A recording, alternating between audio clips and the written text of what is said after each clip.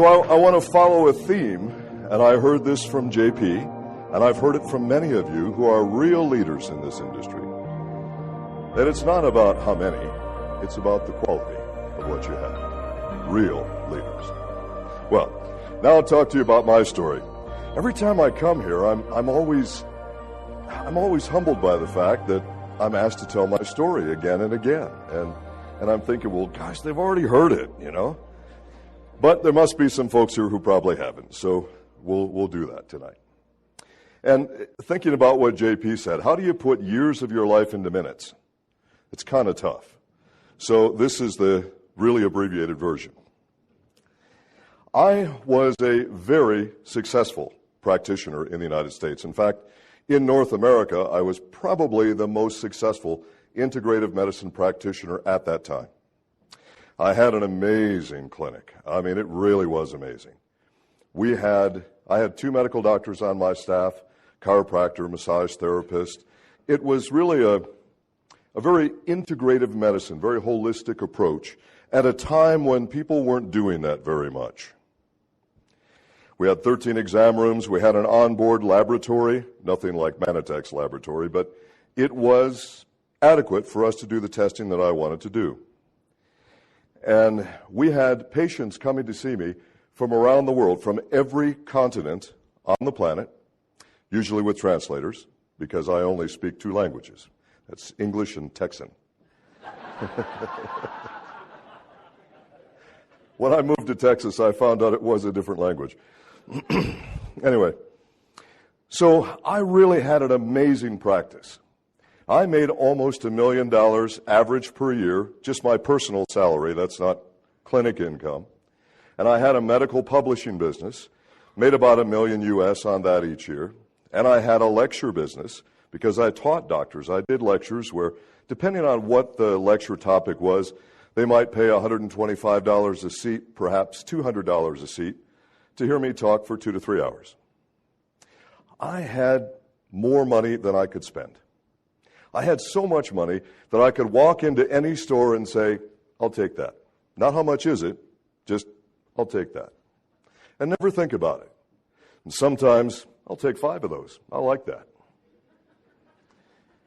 I had financial freedom, which you can have in this business. I had personal freedom, which you can have in this business. I had time freedom, because only I could tell myself when I was going to work. I mean, it was my clinic. It was great.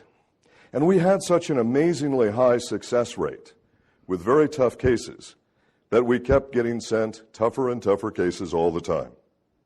In fact, my colleagues would often make sort of not really a good joke, but to say that my clinic was the last chance clinic. Well, you see, in the United States, malpractice is a very big thing. Malpractice lawsuits against doctors, it's a big deal. So most doctors, if they see a patient that they think is not going to make it, it's like, whoa, send him to Nugent, he'll take anybody. And I never turned down a patient. It didn't matter how sick they were. It didn't matter if I thought they were going to die in the next few days or week.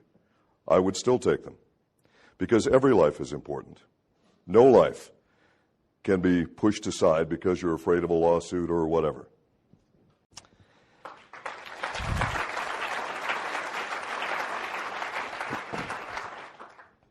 Well, I had so much money because of the success in my practice that I was able to budget about 30% of my monthly budget to treat indigent patients, people that had no money and they couldn't get the care that they required. I would take them in, and I would pay all their expenses, their medical expenses. Of course, all their fees with me were all waived. And I would also provide them with supplements, no charge. Every once in a while, I'd say, you know, we've got this new product to look at, and I wonder if you'd help me out by allowing me to give you this product at no charge, and I will test your blood or whatever other appropriate tests for that product to see if it has any value. I did that for 16 years, and I found almost nothing that had any value of any kind. It was very disappointing. And boy, did I have network marketers coming to my clinic. Whoa. I'm telling you what, they all had this thought. They knew my reputation. They thought, if we can sign up Nugent, we're on easy street. We'll never have to recruit another person again the rest of our lives. So I would test the products, be disappointed by them, and then politely tell them not to return to my clinic. One day, there was this very obnoxious fellow, quite a bit taller than me. I had to look up at him several inches when I spoke with him. But before I met him, what he decided to do was to convince a brand new receptionist who just started work that day. Now, I hired this young girl because of her heart, not because of her brain.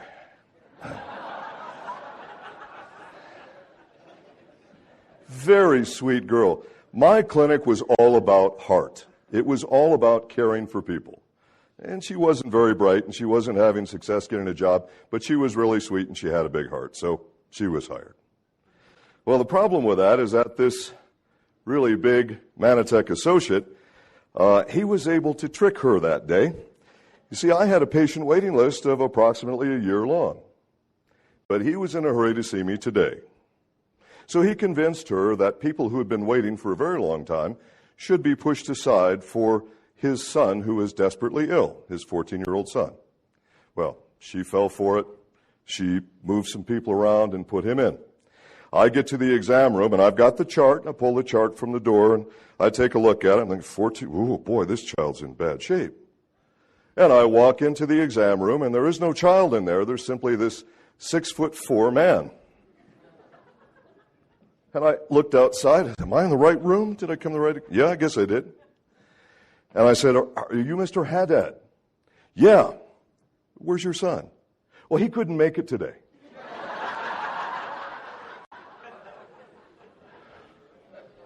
He couldn't make it. This tells me that he's so desperately ill, I needed to see him today. Well, yeah, but what I really wanted to talk to you about, Doc, was these miracle sugars. Well, that really set me off. Because I'm a pretty serious fellow when I'm thinking about patients. Nothing else is more important than the patients. And I'm getting aggravated as he keeps telling me about these miracle sugars. First of all, you don't use the word miracle when you talk to a scientist, okay? Science doesn't have miracles. You have scientific facts you can validate or not. That's the way it works. So he went on, and finally I said, you're going to have to leave, and I don't want to see you back here again. Well, a few months later, he did it again. And a couple of months later, he did it again. And then the fourth time he did it, when I opened up the exam room door, and there he was, I thought, this man is not mentally well. He wants to be abused. I must help this man. So I sit down patiently and I say, all right, Mr. Haddad, you tell me about your miracle sugars.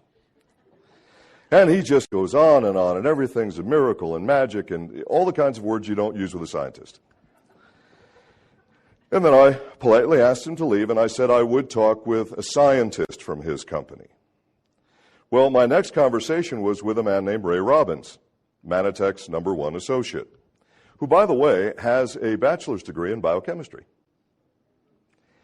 He knew that I was not responding to the miracle approach. So he talked with me in a coffee shop until 4 a.m. one morning, doing the best he could to answer my questions, scientific questions. Then I got hooked up with some of the science people at Mannatech, and then I was really interested.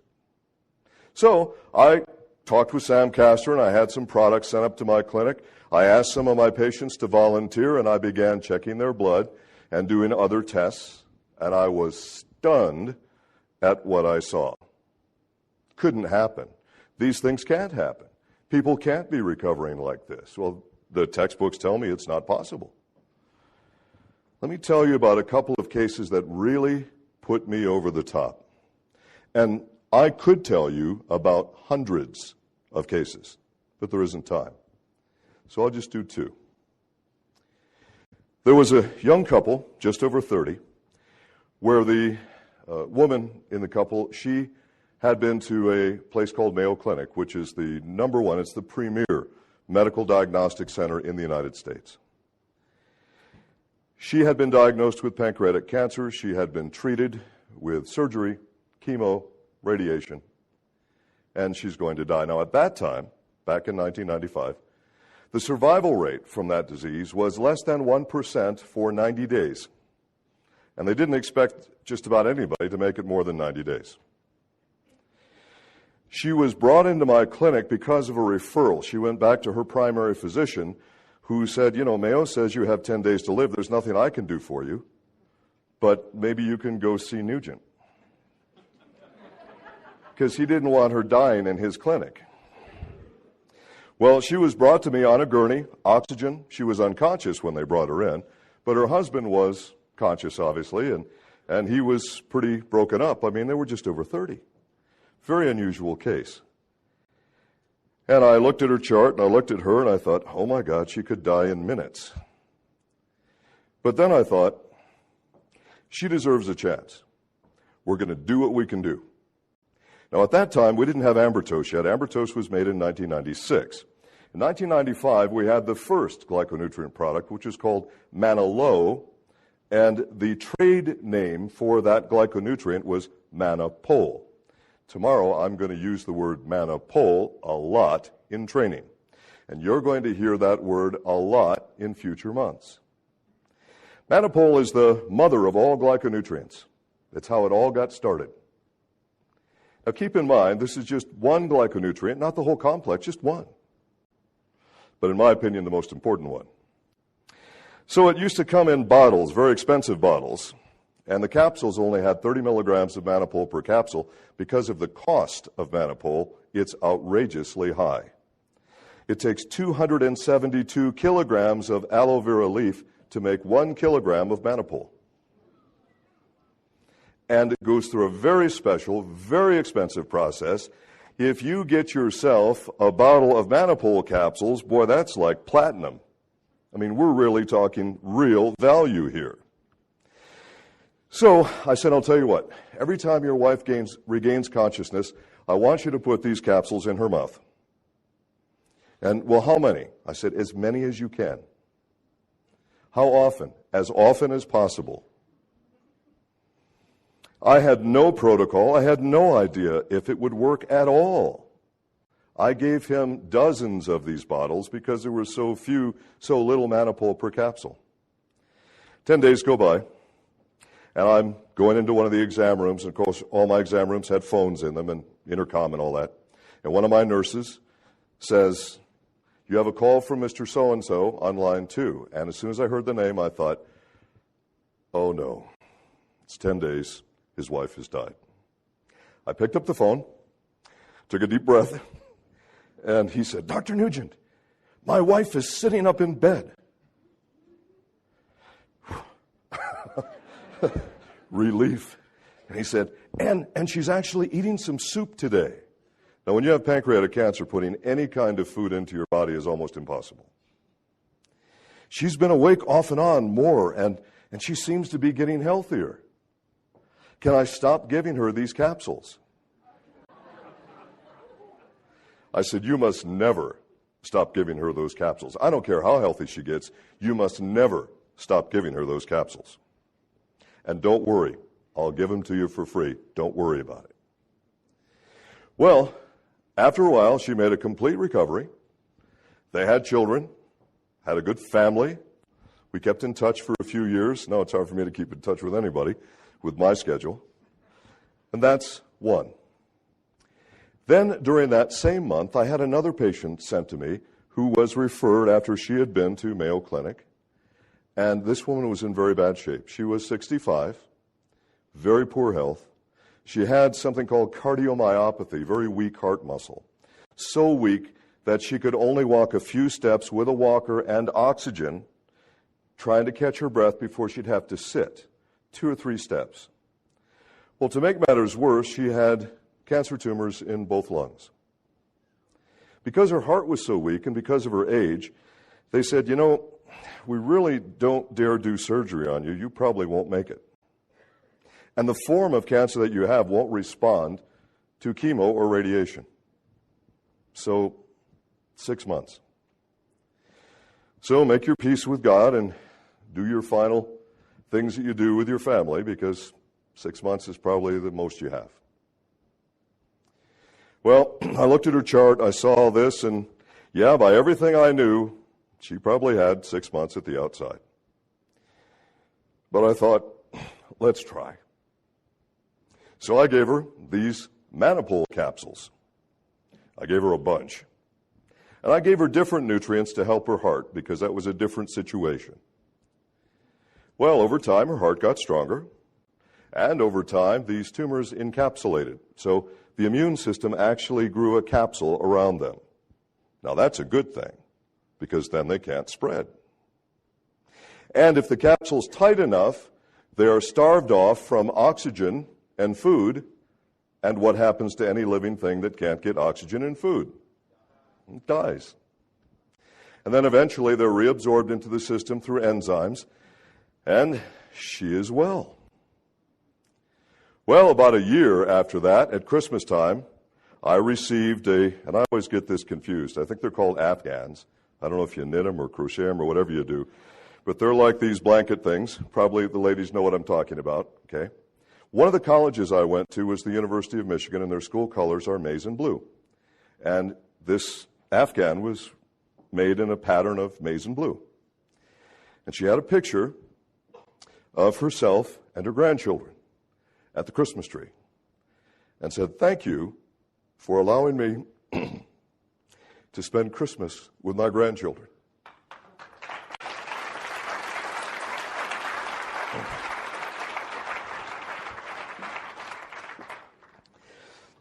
And I keep getting cards from her every year. She's doing well. That's just two. I could give you hundreds. So it was obvious to me that Mannatech had something going for them. This Mannatech stuff was pretty darn interesting. And I'm doing lectures now voluntarily for Mannatech, and I'm not asking for 1 penny of payment because I didn't need any money. As I'm doing the lectures, the thought suddenly occurs to me that I have no idea what it's like to be a network marketing associate. I mean, some of the lectures I'm doing, there's 80% of the people signing up at the end of the lecture, and I have no idea what I'm getting them into. I spoke this morning about leadership, and I think it's crucial to success in this business. When I was in the U.S. Marine Corps, that was more than 4 decades ago. Yes, I am that old, but I don't look it.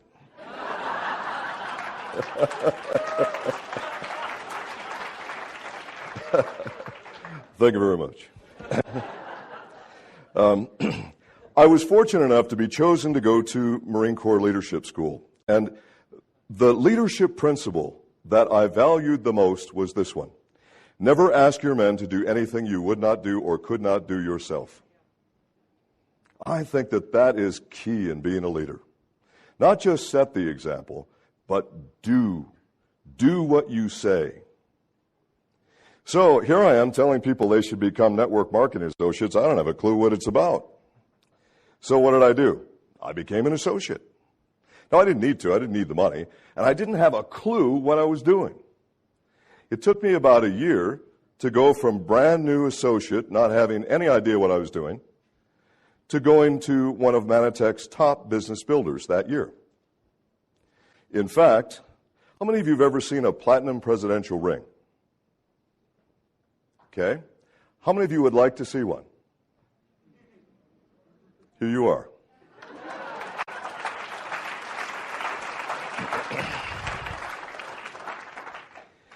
Well, eventually I had to go to work for Mannatech. I had no choice because my good friend Sam Castor, he's not only a wonderful human being and humanitarian, he also is very clever. One day, Sam came up to me and he said, "You know, Dr. McAnally is a brilliant laboratory scientist, but he's not an expert in the therapeutic use of dietary supplements." All right, I agree. You know, we really need somebody who is working for us who is an expert in this area, like maybe you. I said, "Sam, why do I want to work for Mannatech? I've got plenty of money. I like my life. My life is good." He said, No, we need you. I said, well, how much would you pay me? And he told me, and I actually started laughing. And I say, so you want me to take a 95% cut in pay to be on the road most of the year and have more bosses than I can possibly identify? Nah. He puts his arm around me and he said, Steve, I know your heart. I know you'll say yes.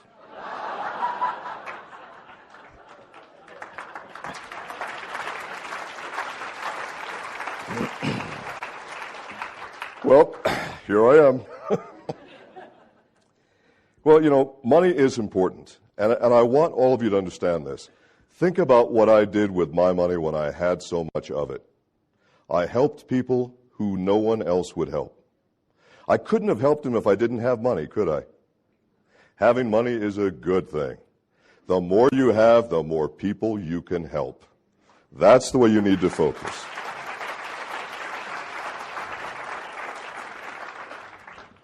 Well, so now I'm working in the lab, I'm making formulas for Mannatech, and I'm on the road. And at first it was interesting.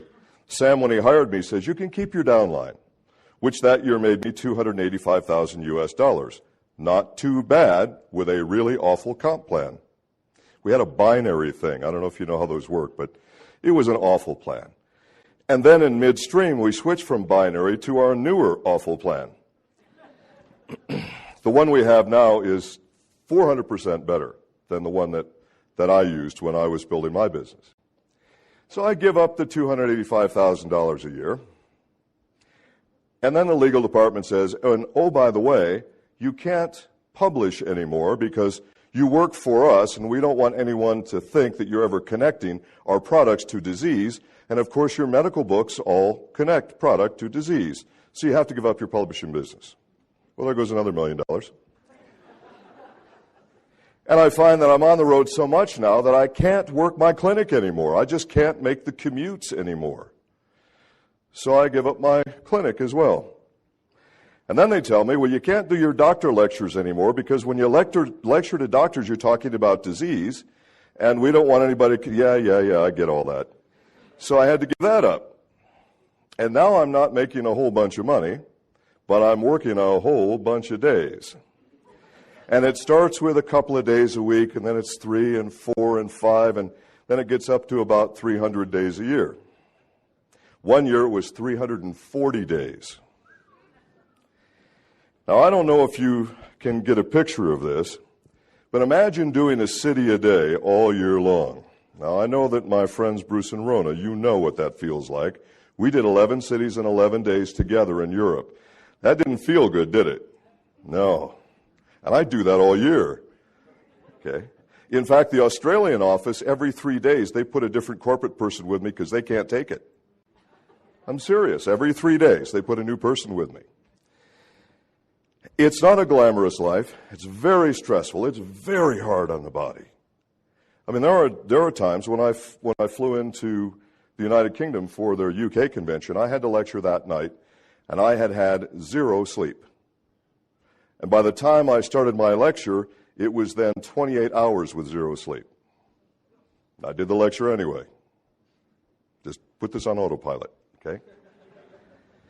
So it's not a real glamorous life, but it's an important life. The model that all of you are working in network marketing, that model is the only way for us to reach the maximum number of people with the best technologies in the world. It's the only way. All of you are serving such a tremendous purpose, more than you know, with every person you sign up, with every person you interact with. So I must support you in your efforts. As I explained to you this morning, taking this last doctorate degree program was to try and learn new ways to help support you better. And I hope to be able to do that in the future. Well, let me finish my story with, and I usually have a hard time with this part, with the thing that just cemented Mannatech for me forever.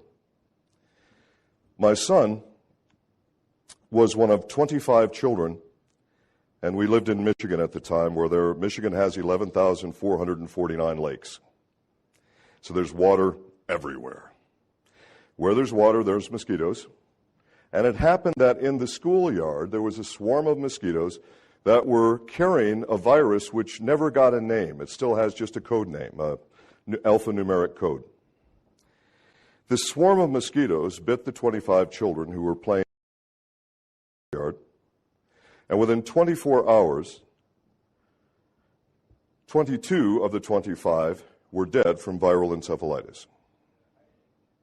My son was one of those 25 children who was still alive after 24 hours. And viral encephalitis is a viral infection that goes up the spine and into the brain, and it causes the brain to swell as the brain temperature goes up from infection. You see, your brain doesn't have an immune system. So once an infection goes in here, there's nothing you can do. For viral infections, in most cases, and especially in that year, there was nothing you could do. So it was viral. Now, as the brain is expanding in the brain case, the brain cells are being damaged from the pressure pushing against the brain case. And it also causes grand mal seizure. My son was having grand mal seizures that lasted more than an hour, that were so severe that the seizures alone probably should have killed him. When my ex-wife and I took him into the hospital, the neurologist on staff had already seen the 22 children that had died. And the other 2 children had already been admitted, and their prognosis was not good either. And this neurologist, very cold as ice, after he had looked at my son, he came up to my ex-wife and I, and he said, "He's not going to make it through the night. He'll be dead in the morning." My ex-wife nearly fainted. And my Marine Corps training came back, and I thought, I am really going to punish you for that. But I didn't. I did tell him that I didn't want him around my wife, my ex-wife. I wish she was still my wife. My ex-wife ever again. And I made it stern enough where I never saw his face again while my son was in the hospital for 3 months. Well, I brought in nutrients, and you know how it is. You're in the hospital, and the doctors will say, "You can't bring those things in here. That stuff, that nutrition stuff, that food." We don't want our people to get well, after all.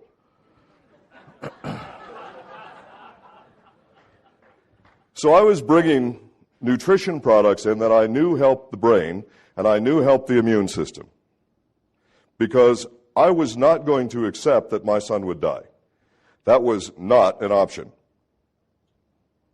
Well, he survived the 24 hours and continued to survive. And then as we got more diagnosis, we were getting now, well, he'll be permanently disabled. He'll never have motor function correctly, arms and legs, because of the brain damage. And he'll be permanently mentally retarded. He'll never have an IQ above that of a 5-year-old. And I said, I do not accept that. That's not going to happen. So I kept it up. And over a period of 90 days, we managed to get him to the point where the virus is gone, and all we now have to deal with is healing the brain, which of course we're told is impossible, so that he has motor function back again, so he can walk again and think properly again. He had memory lapses. In fact, the damage to his short-term memory, a portion of his brain called the hypothalamus gland, he was unable to remember anything for more than a few minutes. And every day that I went in to see him in the hospital, we would have exactly the same conversation, word for word, which would start with, "Dad, how come you never come to see me?" And of course, I was seeing him every day. And we'd have the same talk every day. Well, we had to deal with that. So I did all I could, but now there was this Mannatech stuff. How might this help? Not sure. So I started giving him that, and it started to look as though we were having improvements in brain function. Now, at this point, ambitose now gets invented, and I start giving him this ambitose stuff. And over time, motor function has returned, He's walking. Now, when my son walks, there's a little bit of a gait. That is the way he walks. I mean, you can see that there's something. But then you could say he's trying to imitate John Wayne, so that's okay too. And we got his thinking improved a little more, a little more, a little more. But we couldn't stop the seizures. So I decided to give him a lot of omega-3, which we'll talk about in the training tomorrow, and lots of classic ambritose. Classic ambritose has mannitol in it. So now we're doing both. And over time, over about 18 months of doing this, I'm checking his blood every week to see if we can lower his anti-seizure drugs. And eventually, we get him off the anti-seizure medication completely. And he's had no seizures. He's 28 now. When he was 19, he actually filed a patent. Now, the patent wasn't issued, but the point was he has far above average intelligence. He's not mentally retarded. He doesn't have motor function issues. You would never know that my son had a problem. Thank God for Mannatech.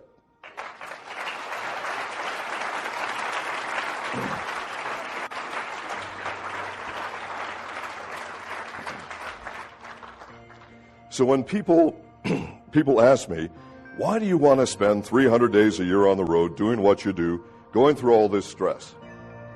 Because there are no products on this planet, there are no technologies on this planet that can do what Mannatech technologies can do. I know. I've tested more than 6,000 products. I'm a scientist. I examine things objectively, not emotionally. What we have at Mannatech has no second place. There is no equal. There is no competition. And there are billions of people who desperately need these technologies. Desperately. That means all of you have a responsibility to get these technologies to as many people as you can. You must never say, well, I'm afraid to talk to this person. Every person is worthy of a chance for optimal health. Every person needs these technologies. You, Mannatech associates with this marketing model, are the only way to make this happen to the people all over the planet. This is not just a business. This is a mission. I hope that all of you will join me in this mission, because there is no more important mission that I know of. Thanks for listening to my story today.